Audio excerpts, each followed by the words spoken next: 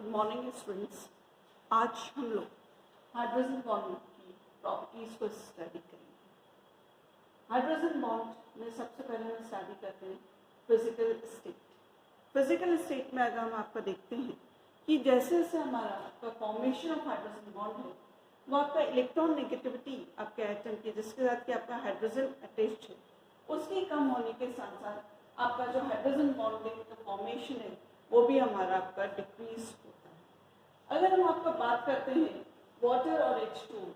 That is कि दोनों हमारे सेम ग्रुप के ग्रुप 16 के H2O और H2S। अब अगर हम इसकी बात करते हैं तो यहाँ पे हम देखते हैं कि यहाँ पे ऑक्सीजन की इलेक्ट्रॉन नेगेटिविटी वैल्यू सल्फर की तुलना में काफ़ी अधिक है और जब अधिक है तो आपका जो वाटर में हमारा हाइड्रोजन बॉन्ड आपका प्रबल बनेगा एज कंपेयर टू H2S। या हम ये कह सकते हैं कि H2S में हमारे नहीं के बराबर हाइड्रोजन बॉन्डिंग होता है, लगभग नगण्य हमारा आपका रहता है। और यहाँ पे जब आपका देखते हैं तो हमारे पास आपका हाइड्रोजन बॉन्डिंग जो है वाटर मॉलिक्यूल के अंदर ये आपका जो ऑक्सीजन है इसके पास इलेक्ट्रॉन नेगेटिविटी ज़्यादा होने की वजह से हाइड्रोजन को अपनी तरफ अट्रैक्ट करता है। और यहाँ पे जो हम ये कह सकते हैं वो आपका जो वाटर मॉलिक्यूल है इसमें आपका एक एसोसिएशन टाइप का आपका फॉर्म आउट हो जाता है, एक क्लस्टर हमारा फॉर्म आउट हो जाता है। और because of the formation of the cluster जिस तरह से आपका ये फॉर्म आउट होता है हाइड्रोजन बॉन्डिंग की वजह से, तो हमारे जो वाटर मॉलिक्यूल है वो हमारा आपका लिक्विड आपका होता है, जबकि हमारे पास H2S जो है वो हमारा आपके गैसेस फॉर्म में रहता है। और इसको हम आपको कई दफ़े आपको एक्सप्लेन वाई में ये क्वेश्चन पूछा जाता है कि आपका ऑक्सीजन और सल्फर एक ग्रुप के हैं और दोनों के हाइड्राइड्स को जब हम स्टडी आउट करते हैं तो हमारे पास आपका H2O लिक्विड है जबकि H2S गैस है, समझाइए क्यों। तो प्रश्न आपका बनेगा समझाइए क्यों H2O द्रव है और H2S गैस है। तो इसका हम एक्सप्लेन करने के लिए हम हाइड्रोजन बॉन्डिंग की सहायता लेते हैं और उसमें हम यहाँ पे बताते हैं क्योंकि वाटर मॉलिक्यूल में आपके इंटरमॉलिक्यूलर हाइड्रोजन बॉन्डिंग फॉर्म हो रहा है, दैट इज कि अंतरा आणविक हाइड्रोजन आपका बन रहा है और अंतरा आणविक हाइड्रोजन बनने की वजह से ये आपका एक क्लस्टर फॉर्म कर लेता है, यानी कि उसमें आपका एक एसोसिएशन आपका हो जाता है, संगठन टाइप का आपका हो जाता है और ये हमारा आपका जो है आपका लिक्विड हो जाता है। और आपका क्योंकि इस तरह की प्रॉपर्टी H2S गैस में हमें आपका नहीं मिलती है, तो जब H2S गैस में इस तरह की प्रॉपर्टीज नहीं मिलेगी तो हमारा आपका ये क्या है गैसेस फॉर्म होगा। इसी तरह से हम आपका हेलोजन ग्रुप की बात करते हैं तो हेलोजन ग्रुप में हम आपका कंपेयर करते हैं HF और HCl में। तो HF जो मॉलिक्यूल है ये हमारा आपका ऑर्डिनरी टेम्परेचर पे यानी कि रूम टेम्परेचर पे भी हमारा आपका द्रव है और HCl आपका हेलोजन, उसका भी हम आपको एक्सप्लेनेशन हाइड्रोजन बॉन्डिंग से देते हैं। और यहाँ पे अगर हम आपको देखते हैं तो आपका जो क्लोरीन का जो साइज है वो हमारा एज कम्पेयर टू क्लोरीन आपका बड़ा होने की वजह से यहाँ पर जो एसोसिएशन होगा या जो आपका बॉन्ड फॉर्मेशन होगा वो HF की तुलना में कम होने की वजह से ये हमारा आपका जो है इनके स्ट्रॉन्गर हाइड्रोजन बॉन्ड्स नहीं बनते और जब स्ट्रॉन्गर हाइड्रोजन बॉन्ड्स नहीं बनेंगे तो ये हमारा आपका ऑर्डिनरी रूम टेम्परेचर पे ये हमारा लिक्विड हो जाएगा और ये हमारा आपका HCl जो है ऑर्डिनरी रूम टेम्परेचर पे हमारा आपका गैसेस फॉर्म होता है। इसी तरह से हम आपको स्टडी करते हैं मेल्टिंग पॉइंट और बॉइलिंग पॉइंट यानी कि गलनांक और क्वथनांक को हम आपको देते हैं। जैसे जैसे हमारा आपका मॉलिक्यूलर वेट अनुभाग बढ़ता है वैसे वैसे आपका जो है मेल्टिंग पॉइंट और बॉइलिंग पॉइंट हमारे इंक्रीज होते हैं। अब अगर हम आपका बात करते हैं ग्रुप 14 की यानी कि कार्बन ग्रुप की अगर हम बात करते हैं जिसमें कि हमारे पास एलिमेंट्स होते हैं कार्बन, सिलिकॉन, जर्मेनियम, टिन हमारे पास है। अगर हम इनके हाइड्राइड्स की बात करते हैं तो कार्बन हमारा CH4 बनाएगा, आपका SI जो है सिलिकॉन SiH4, जर्मेनियम GeH4 और टिन जो है SnH4 हमारा बनता है। तो इनके भी जो मेल्टिंग पॉइंट्स और बॉइलिंग पॉइंट्स होते हैं जैसे जैसे आपके अनुभार में कमी होती है इनके मेल्टिंग पॉइंट्स और बॉइलिंग पॉइंट्स भी हमारे डिक्रीज होते हैं। या ये दूसरे वर्ड्स में हम ये कह सकते हैं जैसे जैसे अनुभार में आपकी वृद्धि हो रही है जैसे जैसे मॉलिक्यूलर वेट आपका इंक्रीज होता है इनके मॉलिक्यूलर वेट्स भी आपके इंक्रीज होंगे तो इनके मेल्टिंग पॉइंट्स और बॉइलिंग पॉइंट्स भी हमारे इंक्रीज होते हैं। लेकिन जबकि अगर हम बात करते हैं ग्रुप नंबर 15, 16, 17 यानी कि ग्रुप नाइट्रोजन, ग्रुप ऑक्सीजन और ग्रुप हेलोजन की अगर हम बात करते हैं तो इन ग्रुप्स में अगर हम आपका देखते हैं कि आपके मेल्टिंग पॉइंट और बॉइलिंग पॉइंट्स आपके जिनके पहले ग्रुप्स के जो एलिमेंट्स है नाइट्रोजन, ऑक्सीजन, क्लोरीन इनके जो हाइड्राइड्स है यानी कि आपका NH3, H2O और HF जो है इनके जो आपके मेल्टिंग पॉइंट बॉइलिंग पॉइंट्स है ये इसी ग्रुप के यानी कि 15 ग्रुप के, आपके 16 ग्रुप के और 17 ग्रुप के जो हाइड्राइड्स हैं उनकी तुलना में ये बहुत अधिक होता है। और ये बहुत अधिक होता है किसकी तुलना में, जो रेस्ट एलिमेंट्स है 15 ग्रुप के, 16 और 17 ग्रुप्स के जो आपके दूसरे मेंबर्स हैं, दूसरे जो एलिमेंट्स हैं उनकी तुलना में अमोनिया, H2O और HF का आपके melting points, boiling points high होते हैं। और ये अगेन हम आपको एक्सप्लेन कर सकते हैं due to the formation of intermolecular hydrogen bonding. जितना ज़्यादा आपका हाइड्रोजन बॉन्ड आपका फॉर्म होगा उस पर्टिकुलर मॉलिक्यूल जो कि आपका सेल्फ एसोसिएशन स्वतः आपका इकट्ठे होकर जो क्लस्टर्स हमारे फॉर्म कर रहे हैं, तो जितना ज़्यादा हमारे पास आपका हाइड्रोजन बॉन्डिंग का फॉर्मेशन होगा उतना ही ज़्यादा उसका बॉन्ड फॉर्म करने में आपको एनर्जी निकलेगी। और यानी कि दूसरे वर्ड्स में कह सकें, जब हमें उसका मेल्टिंग पॉइंट और बॉइलिंग पॉइंट हमें आपका स्टडी करना है, यानी कि मेल्टिंग पॉइंट और बॉइलिंग पॉइंट जब हम स्टडी करते हैं तो हमारे बॉन्ड का ब्रेकिंग आपका होता है। तो वो जो एनर्जी हमारे लगेगी बॉन्ड को ब्रेक करने में, तो वो हमारे इन मॉलिक्यूल्स में हमारे अधिक लगेगी और एज कम्पेयर इनको। क्यों? क्योंकि इसमें हमारे पास आपका हाइड्रोजन बॉन्डिंग जो है आपका जैसे जैसे आपका मॉलिक्यूलर वेट आपका इंक्रीज हो रहा है, आपका हाइड्रोजन बॉन्ड भी डिक्रीज हो रहा है फॉर्मेशन। और वो हमारा आपका hydrogen bond decrease formation decrease क्यों होता है? क्योंकि जैसे जैसे हम आपका पीरियडिक टेबल में ऊपर से नीचे की तरफ आते हैं, हमारे पास आपका जो इलेक्ट्रॉन को आकर्षित करने की जो क्षमता होती है वो आपके उस पर्टिकुलर एलिमेंट की कम होती जाती है। और जितनी कम इलेक्ट्रॉन नेगेटिविटी की वैल्यू होगी उतना ही कम फॉर्मेशन ऑफ हाइड्रोजन बॉन्डिंग होगा। और जब हम पीरियडिक टेबल में बिल्कुल ऊपर से नीचे की तरफ आ जाते हैं जहाँ पे कि आपकी इलेक्ट्रॉन नेगेटिविटी की वैल्यू बहुत कम रहती है, तो हम वहाँ पे ये कह देते हैं कि उसमें आपका हाइड्रोजन बॉन्ड फॉर्मेशन की जो टेंडेंसी है वो लगभग नगण्य है या वो आपका बनाता ही नहीं है।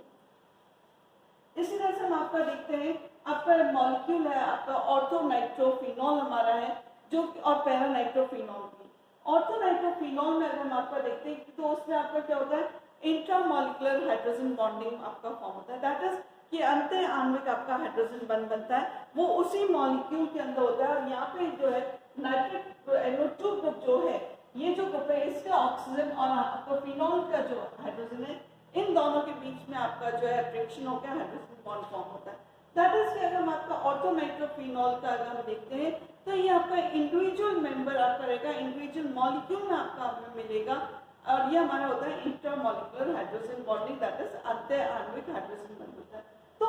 आपका जो ऑर्थोनाइट्रोफिनॉल है इसमें किसी भी तरह का एसोसिएशन नहीं होता है। जबकि अगर हम आपका नाइट्रोफिनॉल लेते हैं तो पैरानाइट्रोफिनॉल्स में हमें आपका इंटरमॉलिक्यूलर हाइड्रोजन बॉन्ड बनता है, यानी कि अंतर आणविक हाइड्रोजन बॉन्ड हमारा बनता है। तो जब इस तरह का जब यहाँ पे, क्योंकि यहाँ पे आपका एडिशनल एसोसिएशन, ये तो ग्रुप तो आपका मॉलिक्यूल तो आपका ये है, लेकिन ये वाला जो हमारे पास जो बॉन्ड्स फॉर्म आउट हो रहे हैं, ये बॉन्ड्स हमारे क्या है, इनको भी ब्रेक करने के लिए हमें आपकी एनर्जी चाहिए होगी। और इन ब्रेक बॉन्ड्स को ब्रेक करने के लिए जब एनर्जी चाहिए तो वो हमारे melting points, boiling points comparatively high. लेकिन साथ ही साथ जब हम इसको स्टडी करते हैं तो हमारे जो आपका सॉल्टी का अगर हम आपका देखते हैं तो इसमें हमारे पास आपका जो हाइड्रोजन बॉन्ड का डिटेक्शन अलग होता है और इसमें हमारा डिटेक्शन अलग होता है। इसको हम अभी लेकर करेंगे। अब इसके बाद हम आपका स्टडी करते हैं सॉल्टी को। सॉल्टी का अगर हम आपका देखते हैं अल्कोहल है, ग्लाइकोल है, ग्लिसरॉल है, शुगर्स हैं, ये सारे के सारे आपके वाटर में सॉल्युबल होते हैं। और ये सॉल्युबल हमारे होते हैं because of the formation of the hydrogen bond बनने की वजह से। लेकिन अगर हम आपका कंपेयर करते हैं डाइइथाइल ईथर और डाइइथाइल आपका जो सल्फर का जो है, इसके साथ हम आपका मिथाइल डाइमिथाइल आपका जो ओ और ईथर एंड डाइमिथाइल थाइथर्स जो हमारे हैं, हम आपका जो सिंपल आपका जो ईथर्स को हम बात करते हैं तो ये हमारा आपका वाटर में मिक्सिबल है, जबकि थाई ईथर्स जो हमारे होते हैं ये हमारे आपके वाटर में इमिसिबल होते हैं, यानी कि पानी में इनकी मिश्रिता नहीं के बराबर होती है। अगेन उसका रीजन आपका ये कि यहाँ पे हमारे पास ऑक्सीजन के पास आपका इलेक्ट्रॉन नेगेटिव ज्यादा होने की वजह से ये आपका हाइड्रोजन बॉन्ड फॉर्म कर लेता है, जबकि सल्फर की इलेक्ट्रॉन नेगेटिविटी वैल्यू ऑक्सीजन की तुलना में कम होने की वजह से ये आपका प्रबल आपका इसमें या स्ट्रॉन्ग आपका हाइड्रोजन बॉन्ड फॉर्म नहीं होंगे, तो ये हमारे पास इमिसिबल रह जाता है। इसी तरह से हम आपका मॉलिक्यूलर वेट का भी देखते हैं तो जब भी आपका एसोसिएशन होता है, यानी कि आपके जब दो या दो से ज्यादा मॉलिक्यूल्स आपके इकट्ठे हो जाते हैं या आपका एसोसिएट हो जाते हैं, तो वो हमारे पास होता है because of the formation of the intermolecular hydrogen bonding बनने की वजह से। यानी कि जब आपका इसमें आपका मॉलिक्यूल्स में आपका इंटरमॉलिक्यूलर हाइड्रोजन बॉन्डिंग होगा तो हमारे क्या होगा, मॉलिक्यूलर वेट्स भी इफेक्ट होंगे, उसमें भी हमारा प्रभाव पड़ेगा। अब हम आपका सिंपल देखते हैं, एक एग्जाम्पल हमने आपका ले लिया RCOOH, यानी कि हमने आपका एक आपका कार्बोक्सिलिक ग्रुप ले लिया। कार्बोक्सिलिक ग्रुप का अगर हम आपका देखते हैं तो जो मॉलिक्यूलर वेट हमें इसका मिलना चाहिए और उसके फॉर्मूला वेट की तुलना में वो हमें आपका अधिक मिलता है। वो अधिक हमें आपका किस लिए मिलता है, क्योंकि जो हमारे पास आपके RCOOH है ये हमारे आपके मोनोमर्स हैं और ये हमारा जब एसोसिएट होता है तो ये हमें आपका एक डायमर फॉर्म आउट हमारा कर देता है। और जब ये डायमर हमारा फॉर्म आउट होगा, ये डायमर हमारा फॉर्म हो रहा है, ये हाइड्रोजन बॉन्ड फॉर्म आपके होने की वजह से ये हमारा आपका डायमर फॉर्म हो रहा है। और जब एक डायमर फॉर्म हुआ तो बिकॉज यहाँ पे हमारे दो मॉलिक्यूल्स जो हैं आपके कार्बोक्सिलिक ग्रुप के वो एसोसिएट हो गए, वो आपके एक साथ आपके आ गए हैं and because of this formation of the dimer इसका मॉलिक्यूलर वेट भी आपका इंक्रीज हो जाता है। अब अगर हम इसके डिडक्शन की बात करते हैं, हाइड्रोजन बॉन्ड की आपके डिडक्शन की, तो जहाँ हमारे पास किसी भी कंपाउंड में हमारे पास आपके इंट्रामॉलिक्यूलर हाइड्रोजन बॉन्ड है या इंटरमॉलिक्यूलर हाइड्रोजन बॉन्ड है, उसको हम आपका स्टडी कर सकते हैं on the basis of infrared spectroscopy के बेसिस पे हम इसको स्टडी कर सकते हैं। इंफ्रारेड स्पेक्ट्रोस्कोपी इसको हम आपका रिप्रेजेंट करते हैं बाय राइटिंग IR से। ये हम आपका जो करते हैं ये एक हम आपका सॉलिड के केस में भी कर सकते हैं और हम इसका सोल्यूशन स्टडी भी कर सकते हैं। तो किसी भी कंपाउंड में हमारे पास आपका हाइड्रोजन बॉन्ड है या नहीं है, उसके लिए हम आपका उस कंपाउंड का अगर आपके सोल्यूशन को स्टडी करते हैं किसी इंफ्रारेड स्पेक्ट्रोस्कोपी के टेक्निक के थ्रू, तो जहाँ मेरे पास आपका इंट्रामॉलिक्यूलर है, दैट इज कि उसी मॉलिक्यूल के अंदर आपका हाइड्रोजन बॉन्डिंग है, तो हमें आपका जो इसमें बॉन्ड मिलेगा वो डिफरेंट मिलेगा। और जब हमारे पास इंटरमॉलिक्यूलर हाइड्रोजन बॉन्डिंग है तो वो हमें आपका डिक्रीज आपका होता है। तो नॉर्मली जब हम हाइड्रोजन बॉन्डिंग किसी भी कंपाउंड में होता है तो उसका जो हमें आपका बैंड मिलता है, एब्जॉर्प्शन बैंड मिलता है, वो हमें आपका इस तरह से काफी ब्रॉड हमें आपका मिलता है। ये जो बैंड हमें मिलता है ये नियर बाय हमें आपका 3500 सेंटीमीटर इनवर्स से ये हमारा 3100 सेंटीमीटर इनवर्स तक हमें आपका इसका ये बैंड मिलता है। अगर किसी मॉलिक्यूल में हमारे पास इंट्रामॉलिक्यूलर हाइड्रोजन बॉन्डिंग है या इंटरमॉलिक्यूलर है तो इनिशियली तो हमें आपका ब्रॉड बैंड मिलेगा, लेकिन जैसे जैसे उस पर्टिकुलर कंपाउंड के सोल्यूशन को जब हम आपका डाइल्यूट करेंगे, तन्नो करेंगे, तो अगर हमारे पास इंट्रामॉलिक्यूलर हाइड्रोजन बॉन्ड है यानी कि उसी मॉलिक्यूल के अंदर हमारा हाइड्रोजन बॉन्ड फॉर्म हो रहा है, तो ये जो आपका जो बैंड की जो ब्रॉडनेस है इसमें हमारा कोई परिवर्तन नहीं आता है, चाहे हम सोल्यूशन को कितना भी डाइल्यूट कर लें। लेकिन अगर हमारे पास इंटरमॉलिक्यूलर है यानी कि आपके दो या दो से अधिक मॉलिक्यूल्स के बीच में हाइड्रोजन बॉन्ड का फॉर्मेशन हो रहा है, तो ये जो ब्रॉडनेस है बैंड की ये धीरे धीरे हमारे आपके कम होती जाती है। दैट इज कि हमें इस तरह से इसका जो ब्रॉडनेस है वो हमें आपके क्या होगी, कम होती जाएगी। और फाइनली हमें यहाँ पे हमें लास्ट में एक शार्प पीक जैसा मिलेगा, एक हमें आपका बिल्कुल आपका पॉइंटेड हमें पीक टाइप का मिलेगा। तो ये जो आपका जो ब्रॉडनेस है, जो इसकी बैंड एब्जॉर्प्शन बैंड की जो चौड़ाई है, वो अगर आपके धीरे धीरे डाइल्यूशन से कम होती है तो इसका मतलब ये होता है कि उस पर्टिकुलर कंपाउंड के अंदर हमारे पास इंटरमॉलिक्यूलर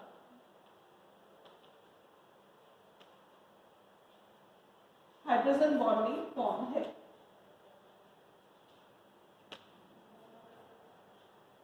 और अगर ये ब्रॉडनेस कम नहीं होती है तो ये हमारे पास हो जाएगी इंट्रा।